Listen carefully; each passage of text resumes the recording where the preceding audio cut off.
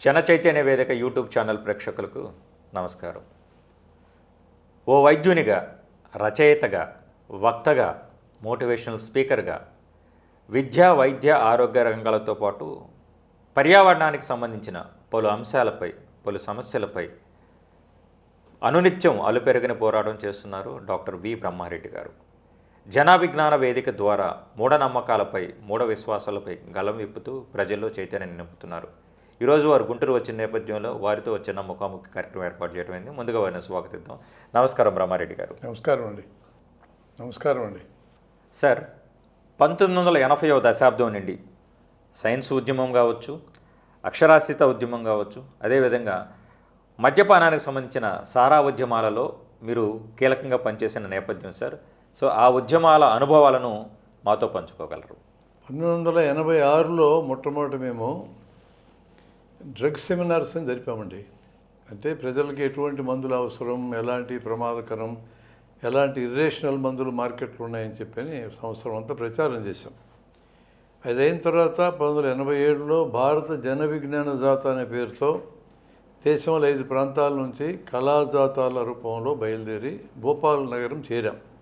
అంటే సైన్స్ యొక్క misuse భోపాల్లో MiG gas లీక్తో బయటపడ్డది కాబట్టి అక్కడికి చేరాం. అదైన తర్వాత 90లోకి వచ్చేటప్పటికి అక్షరాస్యత కార్యక్రమం పెద్ద ఎత్తున దేశంలో వచ్చింది. 520 జిల్లాల్లో వచ్చింది. ఉమ్మడి ఆంధ్రప్రదేశ్లో ప్రధానంగా ఈ కళాజాతాల్లో పాల్గొన్న వాళ్ళమే బాధ్యత తీసుకొని 90లో పనిచేసాం.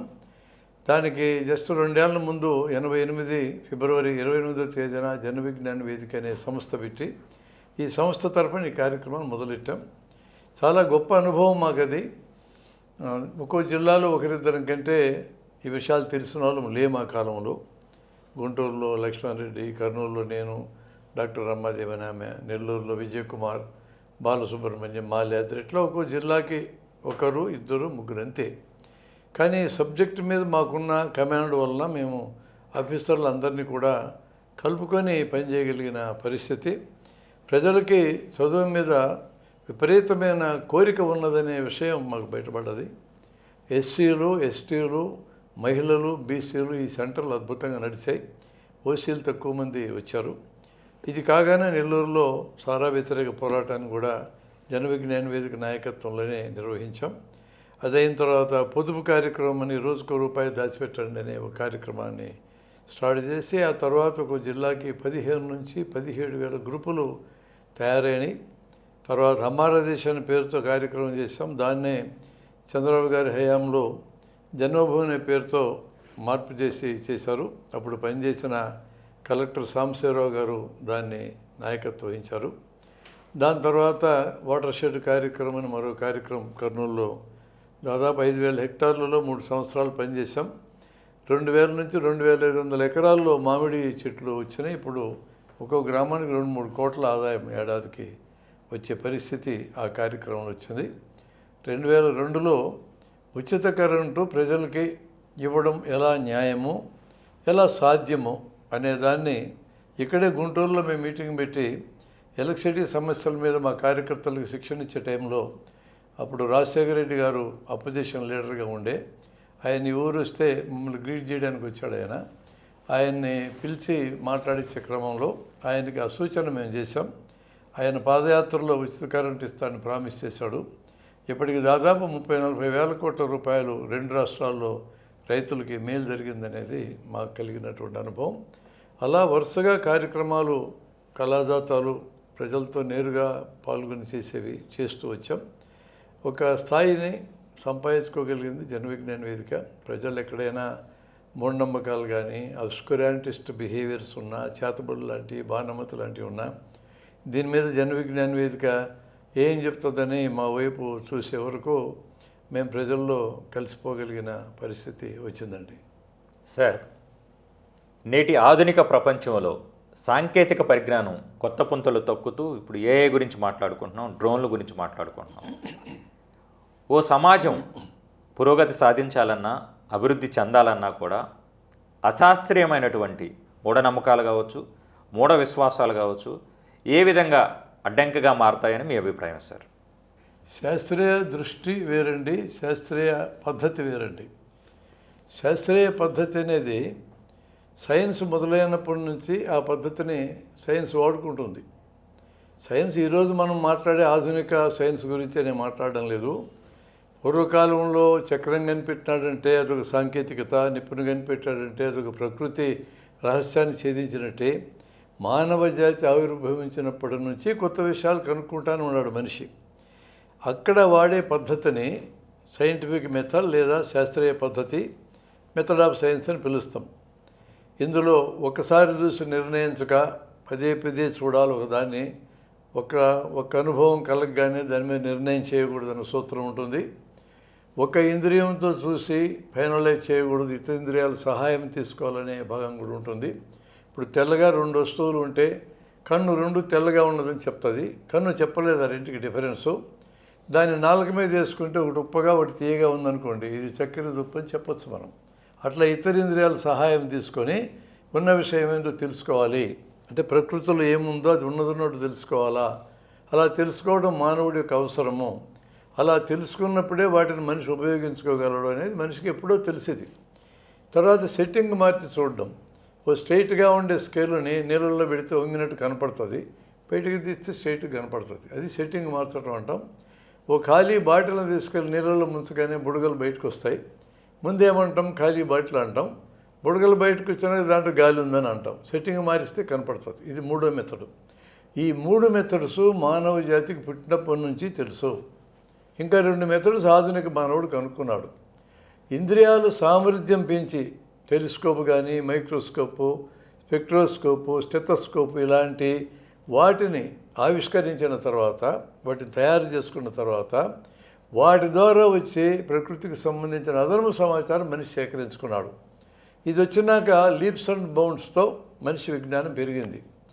ఆ తర్వాత ఇంద్రియాలకు అందకుండా ఉండే వస్తువులు కానీ, అందకుండా ఉండే శక్తి రూపాలను కానీ మనిషి కనుక్కున్నాడు. ఇంద్రియాతీత పదార్థాలు, ఇంద్రియాతీత శక్తులు అంట వాటిని. చాలామంది బయట ఇంద్రియాతీత శక్తి లేదని మాట్లాడతారు. తప్పది. ఇంద్రియాతీత శక్తులు ఉన్నాయి. ఎక్స్రేలు, గామా కిరణాలు, బీటా కిరణాలు, రేడియో తరంగాలు, ఇవన్నీ శక్తి రూపాలు. ఇవన్నీ ఇంద్రియాతీతాలు. 5 ఇంద్రియాలకు అందవు. వాటిని మన ఇంద్రియాలకు అందేటట్టు మార్చుకొని అవి ఉన్నాయని కనుక్కుంటాం మనం.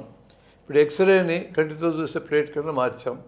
అల్ట్రాసౌండ్ అనే సౌండ్ ఇంద్రియాతీతం, టీవీ స్క్రీన్ మీద చూడగలిగాం. అంటే ఇంద్రియాలకి అందేటట్టుగా మార్చుకొని ఒక ఉనికిని మనిషి గమనించాడు. ఈ 5 మెథడ్స్ని శాస్త్రీయ పద్ధతి అంటాం. మన విద్యా విధానం శాస్త్రీయ పద్ధతిని నేర్పిస్తుంది. లేకపోతే మనం బతకలేము. ఎటువంటి మూఢనమ్మకాలు ప్రచారం చేసే ప్రభుత్వాలు, వ్యక్తులున్నా కూడా శాస్త్రీయ పద్ధతిని నేర్పక తప్పదు. కానీ శాస్త్రీయ దృక్పథం అంటే, శాస్త్రీయ దృష్టి దృక్పథం అన్నప్పుడు ప్రతిదాన్ని ఇలా ప్రయోగము చేసి నిర్ధారణ చేసుకున్నాకనే స్వీకరించాలి అనేదాన్ని శాస్త్రీయ దృక్పథం అంటాం. మనిషికి వ్యక్తిగత జీవితం కానీ, కుటుంబ జీవితం కానీ, సామాజిక జీవితం కానీ, వృత్తి జీవితం కానీ, లేదా ప్రొఫెషన్ వృత్తికి సంబంధించిన జీవితం కానీ, ఏ జీవితంలోనైనా సరే ప్రయోగపూర్వకంగా నిర్ధారణ అయిన తర్వాతనే నేను స్వీకరిస్తాననే దాన్నే శాస్త్రీయ దృష్టి అంటాం. ఈరోజు శాస్త్రీయ దృష్టిని నేర్పించే ఏజెన్సీ లేదు మన దేశంలో. ప్రతి చోట దాన్ని వాడుకోవచ్చు. అంటే ప్రయోగాన్ని గురి చేయాలి. గురి చేస్తే ఏమవుతుంది? సత్యము సరైనదని తేలొచ్చు, అసత్యము తప్పని తేలొచ్చు. ఇవి రెండుకి పర్మనెంట్. సత్యం అసత్యం ఇవి మారు. ఇంకా తేలలేదని తేలొచ్చు. ఇంకా తేలలేదనే దాన్ని పరిశీలనలో పెట్టుకోవాలి. సత్యమని తేలిన దాన్ని స్వీకరించి వాడుకోవాలి. అసత్యమని తేలిన దాన్ని, ఇది కూడా పర్మనెంటే. ఎందుకంటే మనకి ఎండమావి కనపడుతుంది, అక్కడ నీళ్ళు ఉండవు. కానీ అందరికీ ఎండమావి అలానే కనపడుతుంది. అన్ని చోట్ల అలానే కనపడుతుంది. ఎప్పుడైనా అలానే కనపడుతుంది. నిప్పు కాల్చే గుణం ఉన్నది. ఎవరికైనా కాల్చే గుణం కానీ తెలుస్తుంది. ఎక్కడైనా తెలుస్తుంది, ఎప్పుడైనా తెలుస్తుంది. ఇది సత్యము, అది అసత్యము.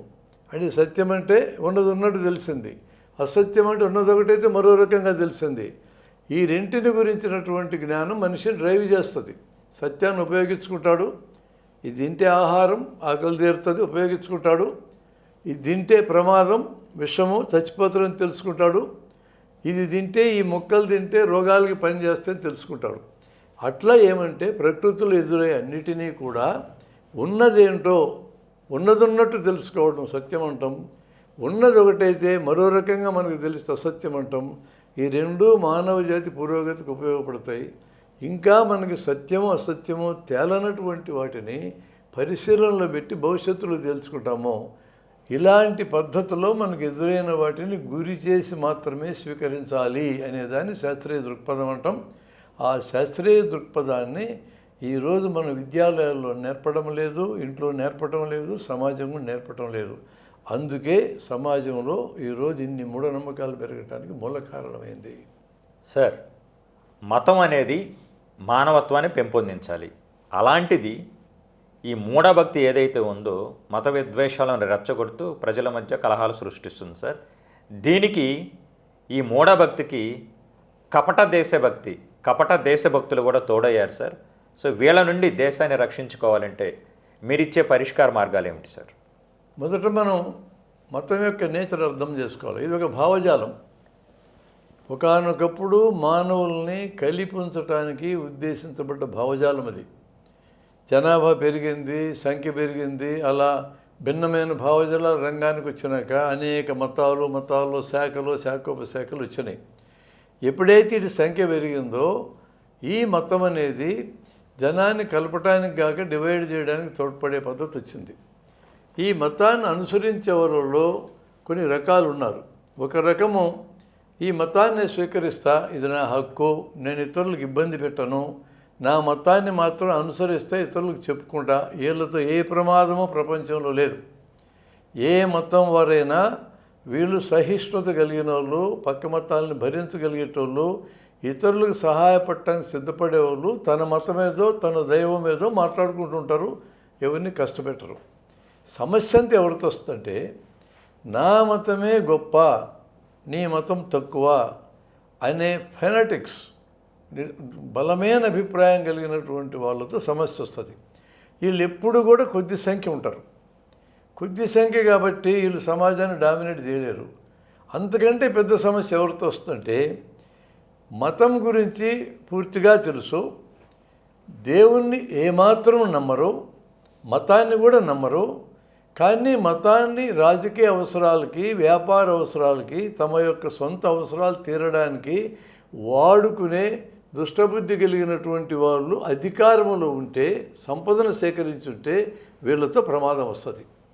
వీళ్ళు మతాన్ని దేవుణ్ణి ఉపయోగించుకొని ఈ ఫెనటిక్స్ అనేటం రెచ్చగొట్టి వాళ్ళకున్న ఇంగిత జ్ఞానాన్ని మొత్తం తలకాయలు ఉండాల్సిన మీద అరికాల్లో పెట్టి మామూలు జనం మీద తిరుగుబాటు చేస్తారు. ఈరోజు మన దేశంలో కానీ ప్రపంచంలో అనేక చోట్ల జరుగుతున్న దరిద్రం ఇదే. వీళ్ళెవ్వరికీ మతం మీద నమ్మకం ఉండదు, వీళ్ళెవ్వరికీ దైవం మీద నమ్మకం ఉండదు. సాధారణ జనం మతాన్ని దైవాన్ని నమ్మేటోళ్ళు వాళ్ళ మతమేదో వాళ్ళ దైవ పూజ చేసుకుంటారు, ఎవరిని కష్టపెట్టరు, ఇతరుల కష్టాల్లో ఉండి ఆదుకుంటారు కూడా. భారతదేశంలో మత గలాటలు జరిగినప్పుడు 47-48 ప్రాంతాల్లో ఒక మతం వల్ల ఇంకో మతం వాళ్ళు రక్షించిన ఘటనలు కోకొల్లలు ఉన్నాయి. వీళ్ళు సాధారణ మత అనుయాయులు. మత అనుయాయులతో ప్రపంచంలో ఎక్కడా ప్రమాదం లేదు. అది వ్యక్తిగత విషయం కింద రాజ్యం భావిస్తే, ఎవరి మతం వాళ్ళది, ఎవరి భావనలు వాళ్ళవి, ఎవరి ప్రాక్టీసులు వాళ్ళవి, ఎవరి పండుగల వాళ్ళవి, ఎవరి పద్ధతుల వాళ్ళవి, ఏముంది ఇతరులకు ఇబ్బంది? జన విజ్ఞాన వేదిక లాంటి సంస్థ మతానికి వ్యతిరేకం కాదు, మత భావనలకు వ్యతిరేకం కాదు. రాజ్యాంగం ఏ విధంగా మతాన్ని అనుసరించే స్వేచ్ఛని, దైవాన్ని, ఆరాధనా స్వేచ్ఛని ఎట్లా హామీ ఇచ్చిందో ఈ హామీని యాజ్ ఇట్ ఈస్ ప్రభుత్వం అమలు చేయాలి. ఈరోజు అది జరగడం లేదు. మైనారిటీలుగా ఉన్న వాళ్ళ మీద మెజారిటీ మతాన్ని దాడి చేయించే కార్యక్రమం చేస్తున్నారు. మైనారిటీలు సంఖ్య తక్కువ కాబట్టి భయంలో ఉండి గుంపుగా కావడం సహజమే. దాన్ని మనం అపార్థం చేసుకోకర్లా. ఈరోజు మన దేశంలో దాదాపు 80% మెజారిటీగా ఉన్న హిందువుల అభద్రతను క్రియేట్ చేశారు. వీళ్ళందరూ మైనారిటీలు పెరిగి మిమ్మల్ని మైనారిటీలుగా మారుస్తున్న అబద్ధాలు చెప్పడం మొదలుపెట్టారు. ఇది ప్లాన్డ్గా చేస్తున్నటువంటి కార్యక్రమం. దీనివల్లే మనకి ఈరోజు ఇబ్బంది వస్తుంది. మీరు గమనించండి, మైనారిటీ మతాలకు సంబంధించిన వాళ్ళ నాయకులు కూడా ఆ మైనారిటీ మతస్థులను భయపెడితే వాళ్ళు గుంపు అవుతారు. ఈ గుంపుని మెజారిటీ మతాలకు నాయకులకు ఉండేటోళ్ళు చూపించి వాళ్ళు ఐక్యమవుతున్నారు చూడు, వాళ్ళతో మనకు ప్రమాదం అని వీళ్ళని భయపెడతారు. వీళ్ళందరినీ యునైట్ చేస్తారు, వీళ్ళందరినీ ఓటర్ల కింద మార్చుకుంటారు. ఓటర్ల కింద మార్చుకొని పదే పదే గెలుస్తారు. గెలిచి ఈ దేశంలో అదాని, అంబానీ లాంటి కార్పొరేట్లకు సేవ చేయటంలో తరిస్తారు. అక్కడి నుంచి బయలుదేరని మనకు అర్థమవుతుంది. దేశంలో కార్పొరేట్లకు సేవ చేయాలి. సేవ చేయాలంటే రాజ్యాధికారం కావాలి. రాజ్యాధికారం కావాలంటే ఓట్లు కావాలి. ఓట్లు కావాలంటే మెజారిటీ మతస్థులను భయపెట్టి ఓటర్ల కింద మార్చుకోవాలి. ఈ పనికే మైనారిటీ మతస్థులను భయపెట్టి మైనారిటీ మతాల నాయకులు తోడ్పడతారు. వాళ్ళు కూడా ఒకే గ్రూప్ వాళ్ళు మైనారిటీల కోసం పనిచేయరు, వీళ్ళు మెజారిటీ కోసం పనిచేయరు. అందరూ కూడా సామాన్య మనుషులు దోచుకునే బ్యాచే. వీళ్ళు దోచుకునే కార్యక్రమం ద్వారానే ఈరోజు దేశంలో 1% ఉన్న వాళ్ళ చేతుల్లో 40 to 50% ఆస్తులు పోగైనాయి. టాప్ 10% చేతుల్లో 65% ఆస్తులు పోగైనాయి. అత్యంత అడుగు నుండి 50 మంది చేతుల్లో 10% కూడా లేదు. ఇలాంటి దుర్మార్గం ఎలా చేయగలుగుతున్నారు? ఓటు అనే దాని ఆధారంగా చేయగలుగుతున్నారు. వీళ్ళందరూ కూడా ఏమాత్రం నమ్మడానికి పనికొచ్చే స్థాయి కలిగిన వాళ్ళు కాదు. మతాన్ని టూల్గా వాడుకొని, దైవాన్ని టూల్గా వాడుకొని ప్రజలందరినీ దారి తప్పించేటోళ్ళు.